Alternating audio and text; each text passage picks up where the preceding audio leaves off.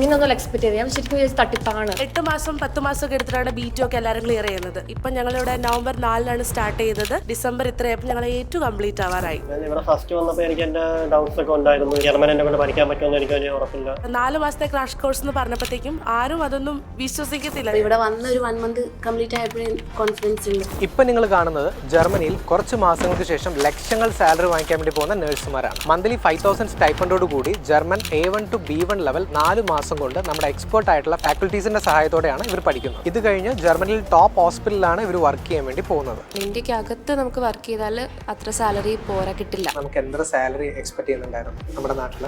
ഞാൻ ഇവിടെ മിംസിൽ വർക്ക് ചെയ്യുന്ന സമയത്ത് 30,000 ആയിരുന്നു സാലറി, ബേസിക് സാലറി. അതിനകത്ത് നമ്മുടെ ലോണ് കാര്യങ്ങളും പിന്നെ വീട്ടിലേക്കുള്ളതും എല്ലാം കൊടുത്തിട്ട് നമുക്ക് കയ്യിൽ പിടിക്കാൻ ഒന്നും ഉണ്ടാവില്ല. ജർമ്മനത്തിൽ പഠിക്കാൻ ഒത്തിരി പാടാണ്, പക്ഷേ അത് ഇമ്പോസിബിൾ അല്ല. ഇപ്പം പുറത്തേക്ക് പോവുകയാണെങ്കിൽ നമുക്ക് എബോ 3 lakh ഉണ്ടാവും സാലറി. സോ ഇപ്പൊ കോൺഫിഡന്റ് ആണോ ജർമ്മൻ ക്രാക്ക് ചെയ്യാൻ?